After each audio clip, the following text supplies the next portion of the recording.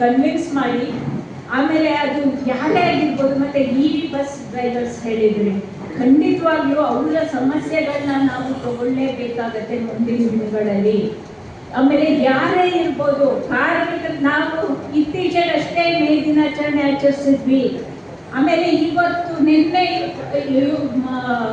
Karl marks ದಿನಾಚರಣೆ, ಅವ್ರು ಹುಟ್ಟಿದ ದಿನ. ಸೊ ಹಾಗಾಗಿ ಅವ್ರು ಏನು ಹೇಳಿದ್ದು ಅಂತಂದ್ರೆ, ಇಡೀ ಜಗತ್ತಿನ ಕಾರ್ಮಿಕರೇ ಒಂದಾಗಿ ನಿಮ್ಗೆ ಕಳ್ಕೊಳ್ಳೋಕೆ ಏನೂ ಇಲ್ಲ ಅಂತ ಹೇಳಿದ್ರು. ನಾವಿವತ್ತು ಬಸ್ ಡ್ರೈವರ್ಸ್ ಬೇರೆ, ನಾವು ಬೇರೆ ಅಂತ ನಾವು ಹೇಳಕ್ಕೆ ಸಾಧ್ಯನೇ ಇಲ್ಲ. ಅವರು ಕೂಡ ಏನಂದ್ರೆ ಅವ್ರಿಗೇನು ತರಬೇತಿ ಇಲ್ಲ ತಂದು ಹಾಕೊಂಡಿದ್ದಾರೆ. ಹಾಗಾಗಿ ನಾವು ಅವರ ಪರವಾಗಿ ಇವತ್ತು ನಿಲ್ಲೋ ಅಂತ ಒಂದು ಅನಿವಾರ್ಯತೆ ಮತ್ತೆ ಅವಶ್ಯಕತೆ ಇರೋದ್ರಿಂದ ಅವರಿಗೆ ಅವರ ಸಮಸ್ಯೆಗಳನ್ನು ನಾವು ತಗೊಳ್ಬೇಕಾಗತ್ತೆ. ಅವ್ರಿಗೆ ಹೇಳಿ, ಇಲ್ಲ ನಿಮ್ಮ ಸಮಸ್ಯೆಗಳನ್ನು ನಾವು ತಗೊಳ್ತೀವಿ, ಎಲ್ಲ ಸೇರಿ ಒಂದು ನಾವು ಮುಷ್ಕರ ಮಾಡೋಣ ಅಂತ. ಆಮೇಲೆ ನಾವು ಎಂಥ ದಿನ ಹಾಕೊಂಡಿದ್ದೀವಿ ಅಂದರೆ, ಅವತ್ತು ನಮಗೆ ಗೊತ್ತೇ ಇರಲಿಲ್ಲ. ಸಿದ್ದರಾಮಯ್ಯ ಅವರ ಸರ್ಕಾರ ಬಂದು 3 ವರ್ಷ ಆಗುತ್ತೆ ಅವತ್ತು ಅಂತ ನಾವು ಯೋಚನೆನೇ ಮಾಡಿರಲಿಲ್ಲ. ಆದರೆ 21 ದಿನ ನೋಟಿಸ್ ಕೊಡಬೇಕು ಅಂತ ಹೇಳಿ ನಾವು ಅವತ್ತು 20ಕ್ಕೆ ಹಾಕೊಂಡಿದ್ದು. ಆದರೆ ಸರಿಯಾಗಿ ಅವತ್ತೇ ಅವ್ರದ್ದು 3ನೇ ವರ್ಷದ ಸಂಭ್ರಮ ಅವ್ರು ಮಾಡ್ಕೊಂಡಿದ್ದಾರೆ. ನಾವು ಅದನ್ನ ಬೇರೆ ಥರದ್ದು ಮಾಡ್ತಾ ಇದ್ದೀವಿ. ಆ ಮಾತನ್ನ ನಾನು ಇಲ್ಲಿ ಹೇಳಕ್ಕೆ ಇಷ್ಟಪಡೋದಿಲ್ಲ. ಅವರಿಗೆ ಅವತ್ತು ನಾವು ಎಚ್ಚರಿಕೆ ಕೊಡ್ತಾ ಇದ್ವಿ, ನೀವು ಸಂಭ್ರಮ ಮಾಡ್ಕೊಳ್ಳೋಕ್ಕೆ ನಾವು ಬಿಡೋದಿಲ್ಲ ಅನ್ನೋ ಒಂದು ಎಚ್ಚರಿಕೆ ನಾವು ಕೊಡ್ತಾ ಇದ್ದೀವಿ ಸಾರಿಗೆ ನೌಕರರು. ನೀವು ನಮ್ಮನ್ನ ಇಷ್ಟೊಂದು ಉದಾಸೀನ ಮಾಡ್ತಿದ್ರೆ ನಾವು ನಿಮ್ಮನ್ನ ಅಧಿಕಾರ ಮಾಡಕ್ಕೆ ಮುಂದುವರಿಯಕ್ಕೆ ಬಿಡೋದಿಲ್ಲ ಅನ್ನೋ ಒಂದು ಎಚ್ಚರಿಕೆನ ನಾವು ಕೊಡ್ತಾ ಇದ್ದೀವಿ ಸಾರಿಗೆ ನೌಕರರು ಅನ್ನೋದನ್ನ. ನಾವು ಈ ಸಲ ನೀವು BMTC ನೌಕರನ್ನ ಇಲ್ಲ ಇವ್ರು ಮುಷ್ಕರ ಮಾಡೋದಿಲ್ಲ ಅಂತ ನೀವು ತಿಳ್ಕೊಂಡಿದ್ರೆ ನಾವು ಅದನ್ನ ಸುಳ್ಳು ಮಾಡ್ತೀವಿ ಅಂತ ಹೇಳಿ ಇವತ್ತು ನಾವು ಈ ಸಭೆಯಲ್ಲಿ ನಾವು ಒಂದು ಪಣ ತೊಡ್ತಿದ್ದೀವಿ ಅಂತ ನಾನು ಹೇಳ್ತಿದ್ದೀರಾ ಅಂತ ಅನ್ಕೊಂಡಿದ್ದೀನಿ.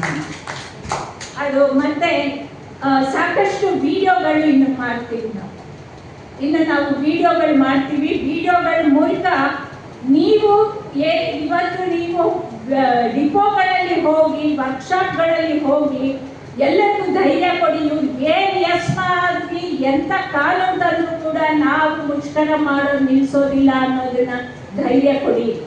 ನೀವು ಮುಷ್ಕರ ಮಾಡಿ ಅಕಸ್ಮಾತ್ ನಮ್ಮ ಮೇಲೆ ಏನಾದರೂ ನೀವು ಎಂಥ ಕಾನೂನಿನ ಪ್ರಯೋಗ ಮಾಡಿದ್ರು ಕೂಡ ನಮ್ಮನ್ನ ರಕ್ಷಣೆ ಮಾಡೋಕ್ಕೆ ನಮ್ಮ ಜಂಟಿ ಕ್ರಿಯಾ ಸಮಿತಿ ಮತ್ತೆ ಫೆಡರೇಷನ್ ಇದೆ ಅನ್ನೋ ಒಂದು ಧೈರ್ಯ ಜನರಿಗೆ ಕೊಡಿ. ನಾವಿದ್ದೀವಿ ಇಲ್ಲಿ. ಆ ಥರ ಏನಾದ್ರು ಅವ್ರು ಮಾಡಿದ್ರೆ ನಾವು ಉಪವಾಸ ಸತ್ಯಾಗ್ರಹ ಶುರು ಮಾಡ್ತೀವಿ. ಆಮೇಲೆ ಅದಕ್ಕೆ ನಾನು ನಿಲ್ತೀನಿ ಅನ್ನೋದನ್ನ ಆ ಧೈರ್ಯ ಕೊಡಿ. ಖಂಡಿತವಾಗ್ಲೂ ನಾನು ನಿಲ್ತೀನಿ. ನಾನು ಕೂಡ ಉಪವಾಸ ಸತ್ಯಾಗ್ರಹದ ಒಂದು ಪರಂಪರೆಯನ್ನು ನಾವು ಮುಂದುವರಿಸೋಣ.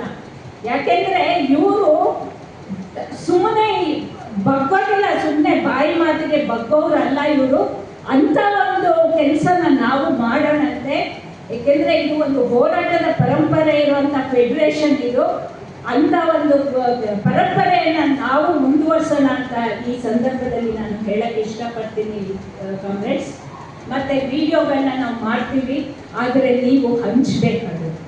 ನಾವು ಸುಮ್ಮನೆ ವಿಡಿಯೋ ಮಾಡಿ ಇಲ್ಲಿ ಅದನ್ನು ನಮ್ಮ ಯೂಟ್ಯೂಬ್ ಚಾನೆಲ್ನಲ್ಲಿ ಹಾಕಿದರೆ ಸಾಕಾಗಲ್ಲ. ನೀವು ಅದನ್ನು ಹಂಚಬೇಕು. ಮತ್ತು ನಮ್ಮದು KSRTC SWF ಅಂತ ಇದಿದೆ, ಯೂಟ್ಯೂಬ್ ಚಾನಲ್ ಮಾಡಿದ್ದೀವಿ. ಆದರೆ ಸಬ್ಸ್ಕ್ರಿಪ್ಷನ್ ಇನ್ನೂ ಕಡಿಮೆ ಇದೆ. ನೀವೆಲ್ಲರೂ ಸಬ್ಸ್ಕ್ರೈಬ್ ಆಗಿ ಮತ್ತು ನಿಮ್ಮೆಲ್ಲರೂ ನಿಮ್ಮ ಸ್ನೇಹಿತರನ್ನ ಮತ್ತು ನಮ್ಮ ಕಾರ್ಯಕರ್ತರನ್ನ ಮತ್ತು ನಿಮ್ಮ ಡಿಪೋ ಲೆವೆಲಲ್ಲಿ ಎಲ್ಲರಿಗೂ ಅದನ್ನು ಸಬ್ಸ್ಕ್ರೈಬ್ ಮಾಡಿಸಿ ಅಂತ ಮತ್ತೆ ನಾನು ಕೇಳ್ತಾ ಇದ್ದೀನಿ. ಪ್ರತಿ ಮೀಟಿಂಗಲ್ಲೂ ನಾನು ಅದನ್ನು ಹೇಳ್ತಾ ಇದ್ದೀನಿ. ದಯವಿಟ್ಟು ಆ ಕೆಲಸ ಮಾಡಿಸಿ. ಯಾಕೆಂದರೆ ಇವಾಗ ನಾವು ಎಲ್ಲ ಕಡೆ ಹೋಗ್ತಾ ಇದ್ದೀವಿ. ನಾವು BMTC ಡಿಪೋಗಳಿಗೂ ಕೂಡ ಬರ್ತೀವಿ. ಯಾಕಂದರೆ ನಾವಿವತ್ತು ಬರೀ BMTC ಅಲ್ಲ, ಎಲ್ಲೆಲ್ಲಿ ಸ್ವಲ್ಪ ವೀಕ್ ಆಗಿರುತ್ತೆ ಅಂಥ ಕಡೆಗೂ ನಾವು ಹೋಗಬೇಕಾಗಿದೆ. ಹಾಗೆ BMTCನಲ್ಲಿ ಇವಾಗ ನಾವು ಚರ್ಚೆ ಮಾಡಿ ಎಲ್ಲ ಡಿಪೋಗಳಿಗೂ ಬರೋವಂಥ ಕಾರ್ಯಕ್ರಮ ಹಾಕ್ಕೊಳ್ತೀವಿ. ಎಲ್ಲ ಕಡೆ ಬರೋಕ್ಕಾಗಲ್ಲ ಅಂತಲ್ಲ, ಖಂಡಿತ ಎಲ್ಲ ಡಿಪೋಗಳಿಗೂ ನಾವು ಬಂದೇ ಬರ್ತೀವಿ. ಅದರಲ್ಲಿ ಯಾರೋ ಒಬ್ಬರು ಬರದೇ ಇರ್ಬೋದು ಲೀಡರ್ಸ್. ಅಲ್ಲಿ ವೀಕ್ ಆಗಿರೋಂಥ ಡಿಪೋಗಳಲ್ಲಿ ನಾವು ಕೆಲವರು ಬರ್ತೀವಿ. ಹಾಗೆ ನೀವು ಕೂಡ ಒಂದಷ್ಟು ದಿನ ರಜಾ ಹಾಕ್ಬಿಟ್ಟು ತ್ಯಾಗಗಳು ಮಾಡದಿಲ್ಲ ಯಾವ ಸಂಘಟನೆನೂ ಕಟ್ಟಕ್ಕಾಗೋದಿಲ್ಲ. ಬಹುಶಃ ನಾನು ಹೇಳ್ತೀನಿ, ನನಗೆ ನಮ್ಮ ಮನೆ ರೋಡ್ನಲ್ಲಿ ಒಬ್ರು ಸಿಕ್ಕಿದ್ರು, ನಮ್ಮ ತಂದೆ ಹೋಗಿ ಒಂದು ತಿಂಗಳು ಆದಮೇಲೆ ಅವ್ರು ಇರಲಿಲ್ಲಂತೆ. ಅವತ್ತು ಒಬ್ರು ಲೇಡಿ, ನನ್ನ ಫ್ರೆಂಡ್ ತಾಯಿ, ಅವ್ರು ಹೇಳ್ತಾ ಇದ್ರು, ನಿಮ್ಮ ಮನೇಲಿ, ನಾನು ಅವತ್ತು ಇರಲಿಲ್ಲಮ್ಮ, ಬೇಜಾರಾಯಿತು ನನಗೆ, ಆದರೆ ನಿಮ್ಮ ಮನೆಯಲ್ಲಿ ನಿಮ್ಮ ತಾಯಿ ಸಂಬಳದಲ್ಲಿ ಮಾತ್ರ ಅಲ್ವಾ ನಿಮ್ಮನ್ನ ಸಾಕಿದ್ದು, ನಿಮ್ಮ ತಂದೆಗೆ ಎಂದು ಸಂಬಳ ಬರಲಿಲ್ಲ ಅಲ್ವಾ ಅಂತ. ಅವರಿಗೆ ಗೊತ್ತಿತ್ತದು. ಯಾಕೆ ಅಂತಂದ್ರೆ ಅವ್ರು ಯಾವಾಗಲೂ ನೋಡ್ತಾ ಇದ್ರು, ನಮ್ಮ ತಂದೆ ಯಾವಾಗಲೂ ಅವರು ಇದು ಖಾಲಿ ಚಕ್ರ ಕಟ್ಕೊಂಡು ಓಡಾಡ್ತಾ ಇದ್ರು. ಅವರಿಗೆ ಯಾವಾಗಲೂ ಲಾಸ್ ಆಫ್ ಪೇನಲ್ಲೇ ಇರ್ತಿದ್ರು. ಅವರು ಆ ಥರ ಯೋಚನೆ ಮಾಡಲೇ ಇಲ್ಲ. ಅವ್ರು ಅದನ್ನೇ ಹೇಳ್ತಿದ್ರು, ನಿಮ್ಮ ತಂದೆ ತಾಯಿ ಆ ಥರ ಯೋಚನೆ ಮಾಡಿದ್ರೆ ಅವರು ಇಡೀ ನಮ್ಮ ರೋಡನ್ನ ಕೊಂಡ್ಕೋಬೋದಿತ್ತು ಅಂತ. ನನಗಿನ್ನ ಏನೋ ಅವ್ರ ಬಗ್ಗೆ, ನಮ್ಮ ತಂದೆ ಬಗ್ಗೆ ಅಥವಾ ಕನ್ನಡ ಅನಂತ ಸುಬ್ರಹ್ಮಣ್ಯ ಅವ್ರ ಬಗ್ಗೆ ಹೊಗಳೇ ಹೇಳ್ತಿದ್ದೀನಿ ಅಂತ ಯಾರು ದಯವಿಟ್ಟು ತಿಳ್ಕೊಬೇಡಿ. ಅವರು ಆ ಥರದ ತ್ಯಾಗ ಮಾಡಿದ್ರಿಂದಾನೇ ಫೆಡರೇಷನ್ ಕಟ್ಟಕ್ಕಾಗಿದ್ದು. ಅದಕ್ಕೋಸ್ಕರ ನಾನು ಹೇಳ್ತಾ ಇದ್ದೀನಿ, ದಯವಿಟ್ಟು ಆ ಥರದಲ್ಲಿ ಅರ್ಥ ಮಾಡ್ಕೊಳ್ಳಿ. ನಾನು ಪರ್ಸನಲ್ ಆಗಿ ನಾನು ಮಾತಾಡ್ತಾ ಇಲ್ಲ. ಹಾಗೆ ಇವತ್ತು ಕೂಡ ನಾವು ಸಣ್ಣ ಸಣ್ಣ ತ್ಯಾಗಗಳನ್ನ ಮಾಡಿದ್ರೆ ನಾವು ಸಂಘಟನೆಯನ್ನ ಕಟ್ಬೋದು, ಹಾಗೆ ಕಾರ್ಮಿಕರಿಗೆ ನ್ಯಾಯವನ್ನ ಕೊಡಿಸ್ಬೋದು. ಅವರಿಗೆ ನ್ಯಾಯ ಕೊಡಿಸಿದ್ರೆ ಮಾತ್ರ ನಮ್ಮ ಸಂಘಟನೆಗೆ ಬರ್ತಾರೆ, ಇಲ್ಲಾಂದ್ರೆ ನಮ್ಮ ಸಂಘಟನೆಗೆ ಯಾರು ಬರ್ತಾರೆ ಅವರು? ಅದಕ್ಕೋಸ್ಕರ ಯಾರು ನಮ್ಮನ್ನ ನೋಡ್ಕೊಂಡು ಬರೋದಿಲ್ಲ ಸಂಘಟನೆಗೆ, ಅಯ್ಯೋ ಇವ್ರ ಹತ್ರ ಹೋಗೋಣ ಅಂತ. ನಾವು ಅವರಿಗೆ ಪ್ರಾಮಾಣಿಕವಾಗಿ ಅವ್ರಿಗೆ ನ್ಯಾಯ ಕೊಡಿಸಿದ್ರೆ ಮಾತ್ರ ಸಂಘಟನೆ ಬರೋದು, ಸಂಘಟನೆ ಬೆಳೆಯೋದು. ಹಾಗಾಗಿ ದಯವಿಟ್ಟು ಈ ಮುಷ್ಕರದ ಸಂದರ್ಭದಲ್ಲಿ ನೀವೆಲ್ಲರೂ ಕೂಡ ಇಲ್ಲಿ ಒಂದು 50 ಡಿಪೋ ಇದೆ ಅಂತಂದ್ರೆ ನಾವು ಎಷ್ಟು ಗುಂಪುಗಳನ್ನ ಮಾಡಿಕೊಂಡು ನಾವು ಡಿಪೋಗಳಿಗೆ ಹೋಗ್ಬೇಕು ಅಂತ ಯೋಚನೆ ಮಾಡಿ. ಯಾಕೆಂದ್ರೆ ಕಡಿಮೆ ಜನ ಹೋದ್ರೆ ಉಪಯೋಗ ಆಗಲ್ಲ. ಕನಿಷ್ಠ ಪಕ್ಷ 10 ಜನನಾದ್ರೂ ಹೋಗ್ಬೇಕಾಗತ್ತೆ ಒಂದೊಂದು ಡಿಪೋಗೆ. ಹಾಗೆ 10 ಜನ ಹೋಗ್ಬೇಕು ಅಂದ್ರೆ ಎಷ್ಟು ಇದು ಮಾಡ್ಕೋಬೇಕು, ಗುಂಪುಗಳು ಮಾಡ್ಕೊಂಡು ಹೋಗ್ಬೇಕು ಅನ್ನೋದನ್ನ ಪ್ಲಾನ್ ಮಾಡಿ. ಯಾರ್ಯಾರು ನಿಮಗೆ ಬರ್ತೀರಾ ಅನ್ನೋದು ನೀವು ವಾಲಂಟಿಯರ್ ಆಗಿ ಬರಬೇಕು. ನಾವು ಬನ್ನಿ ಬನ್ನಿ ಅಂತ ನಾವು ಗೋಗರ್ ಕೊಡೋದಲ್ಲ, ಅಥವಾ ನಾವು ನಿಮ್ಮ ಹತ್ರ ಭಿಕ್ಷೆ ಬೇಡೋದಲ್ಲ, ಅಯ್ಯೋ ಬಂದ್ರಪ್ಪ ಅಂತ. ನೀವು ಬರಬೇಕು, ಸ್ವಯಂ ಪ್ರೇರಿತರಾಗಿ ನೀವು ಬರಬೇಕು. ಅಯ್ಯೋ ಇಲ್ಲ ಮೇಡಮ್, ನಮಗೆ ಅಲ್ಲಿ ನಮ್ಮ ಮನೇಲಿ ಮದುವೆ ಇದೆ, ನಮ್ಮ ಮನೆಯಲ್ಲಿ ಅಲ್ಲಿ ಯಾರೋ ಸತ್ತೋಗ್ಬಿಟ್ರು, ಯಾರೋ ಇದೇನೋ, ಇದೆಲ್ಲ ಅಲ್ಲ. ನಮ್ಮ ಮನೇಲಿ ಬರ್ತ್ಡೇ ಇದೆ, ಇದೆಲ್ಲ ಬರ್ತ್ಡೇ ಬರ್ತಾನೆ ಇರತ್ತೆ. ಬರಲ್ಲ ಬರ್ತ್ಡೇಗಳು, ವರ್ಷಕ್ಕೊಂದ್ಸಲ ಬರ್ತಾನೆ ಇರತ್ತೆ. ಇವಾಗ ನಮ್ಮ ರಾಜಕಾರಣಿಗಳು ಹಾಕೋತಾರೆ ಇಷ್ಟಿಷ್ಟು ದೊಡ್ಡ ದೊಡ್ಡ ಫೋಟೋ ಎಲ್ಲ ಬೀದಿಲೂ ಹಾಕೊಂಡಿರ್ತಾರೆ. ಯಾಕೆ ಹಾಕೋತಾರೆ? ಅವ್ರ ಬರ್ತ್ಡೇ ಫೋಟೋಗಳನ್ನ ಅವರು ಜನರ ಹತ್ರ ಇರೋದಿಲ್ಲ, ಅದಕ್ಕೆ ಹಾಕೊಂಡಿರ್ತಾರೆ. ಆದ್ರೆ ನಮಗ್ ಬೇಕಾಗಿಲ್ಲ ಅವೆಲ್ಲ. ನಾವು ಜನರ ಹತ್ರ ಹೋದ್ರೆ ನಮ್ಗೆ ಯಾವ ಫೋಟೋಗಳು ಬೇಕಾಗಿಲ್ಲ, ಜನರ ಮನಸ್ಸಲ್ಲಿ ಇರ್ತೀವಿ ನಾವು. ಹಾಗಾಗಿ ದಯವಿಟ್ಟು ಈ ಸಲ ನೀವು ಮುಷ್ಕರದ ಸಮಯದಲ್ಲಿ ಯಾರ್ಯಾರು ಬರ್ತೀರಾ ಅಂತ ಇವಾಗ ಹೆಸರು ಕೊಟ್ಟು ಹೋಗಿ. ಯಾರ್ಯಾರು ಡಿಪೋಗೆ ಬರ್ತೀರಾ, ಎಷ್ಟೆಷ್ಟು ದಿನ ಬರಕ್ ಸಾಧ್ಯ ಅದನ್ನು ಕೊಟ್ಟು, ಅವಾಗ ನಾವು ಒಂದು ಪ್ಲಾನ್ ಮಾಡ್ಕೋಬಹುದು. ನಿಮ್ಮನ್ನ ನಾವು ತುಂಬಾ ಒತ್ತಾಯ ಮಾಡ್ತಿಲ್ಲ, ಯಾಕಂದ್ರೆ ನಿಮ್ಮದೇ ಆದ ಕಷ್ಟಗಳು ಇದೆ, ನಮಗೆ ಗೊತ್ತು. ನಾನು ಈಗ ಬಂದು ಕೂತಾಗ ನೋಡ್ತಾ ಇದ್ದೆ, ನೀವೆಷ್ಟು ಸುಸ್ತಾಗಿ ಬಂದಿದ್ರಿ ಕೆಲವರು. ಅವರೆಲ್ಲ ಇವಾಗ ಪಾಪ ಹೋಗಿದ್ದಾರೆ. ನನಗೆ ಅರ್ಥ ಆಗುತ್ತೆ ನಿಮ್ಮ ಕಷ್ಟಗಳು. ಬೆಳಿಗ್ಗೆ ಬೇಗ ಎದ್ದಿರ್ತೀರಾ, ಡ್ಯೂಟಿಗೆ ಹೋಗಿರ್ತೀರಾ, ಡ್ಯೂಟಿ ಮಾಡ್ಕೊಂಡು ಬಂದು ನಿಮ್ಗೆ ಸುಸ್ತಾಗಿರತ್ತೆ. ನಿಮ್ಮ ಕಷ್ಟಗಳೆಲ್ಲ ನಮಗೆ ಗೊತ್ತಿದೆ. ಆದ್ರೆ ಇವತ್ತು ನಿಮಗೆ ಡಿಪೋನಲ್ಲಿ ಇದು ಲೀವ್ ಕೊಡಲ್ಲ ಅಂತ ಪರವಾಗಿಲ್ಲ, ಇಲ್ಲ ನಮ್ಗೆ ಕೊಡ್ಲೇಬೇಕು ಅಂತ ಲೀವ್ ಲೆಟರ್ ಕೊಟ್ಟು ಬನ್ನಿ, ಆಮೇಲೆ ನೋಡ್ಕೊಳ್ಳೋಣ ಬಂದಿದ್ದು. ಸೊ ನೀವಿವಾಗ ಈ ಮುಷ್ಕರನ ಹೇಗೆ ಅಂದ್ರೆ ಒಂದು ನಮಗೆ ಯುದ್ಧ ನಾವು ತಗೋಬೇಕು. ಯುದ್ಧ ಕಾಲದಲ್ಲಿ ನಾವು ಏನಾದ್ರೂ ನೋಡ್ತೀವಾ? ಏನಾದ್ರೂ ಇಲ್ಲ ನಾನು ಟಿವಿ ನೋಡ್ತಾ ಕೂರ್ಬೇಕು, ಇಲ್ಲ ನಾನು ಮದುವೆ ಮಾಡ್ಬೇಕು ನನ್ನ ಮಗಳಿಗೆ ಅಂತ ಏನಾದ್ರು ನೋಡ್ತೀವಾ? ಯುದ್ಧ ಕಾಲದಲ್ಲಿ ನಮ್ಮ ಜೀವ ಉಳಿಸ್ಕೊಳಕ್ ನೋಡ್ತೀವಿ ಯುದ್ಧ ಕಾಲದಲ್ಲಿ, ಹೌದಾ ಇಲ್ವೋ? ಹಾಗೇನೆ ಇವತ್ತು ಅಷ್ಟೇ. ಇವತ್ತು ನಮಗೆ 2.5 ವರ್ಷದಿಂದ ನಾವು ಈ ಹೋರಾಟ ಮಾಡ್ತಾ ಇದ್ದೀವಿ, ಹೌದಾ ಇಲ್ವೋ? ಮಾತುಕತೆ, ಸಂಧಾನ ಎಲ್ಲ ಮಾಡ್ತಾ ಇದೀವಿ. ಆದ್ರೂ ಕೂಡ ಈ ಸರ್ಕಾರ ಬಗ್ಗಿಲ್ಲ ಅಂದ್ರೆ ನಾವು ಕೊನೆ ಅಸ್ತ್ರವಾಗಿ ಮುಷ್ಕರಕ್ಕೆ ಇಳಿದಿದ್ದೀವಿ.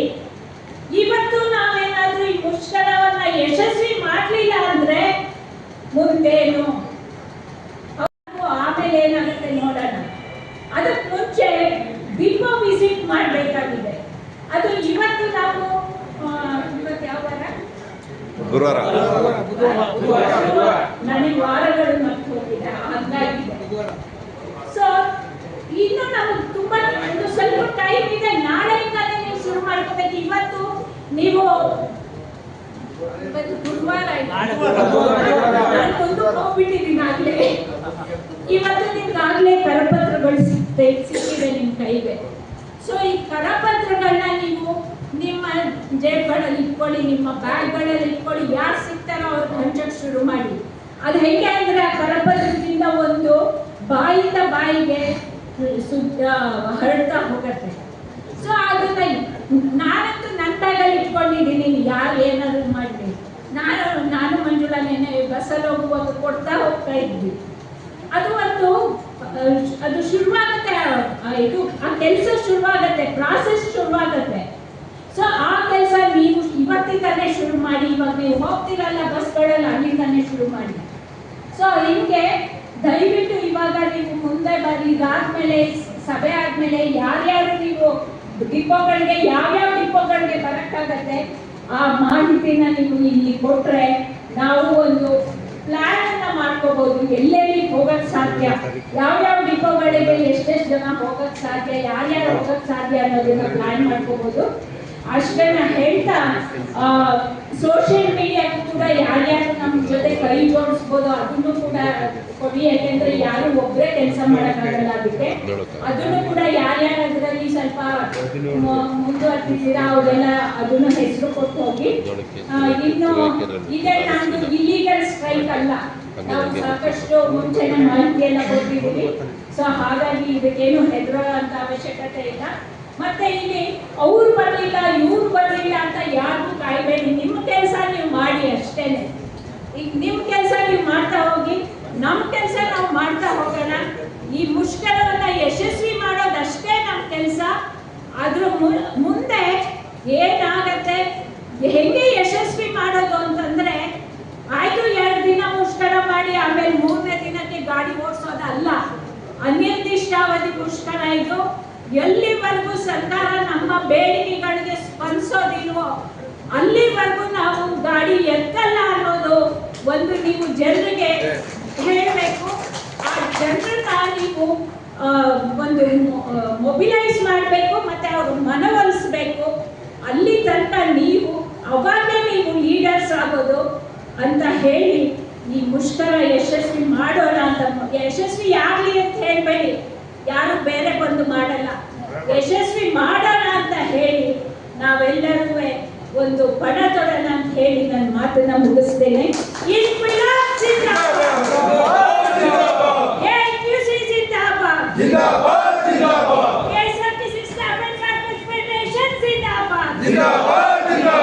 ಜಂಟಿ ಕ್ರಿಯಾ ಸಮಿತಿ ಹೋರಾಟ ಯಶಸ್ವಿಯಾಗಲಿ, ಯಶಸ್ವಿಯಾಗಲಿ.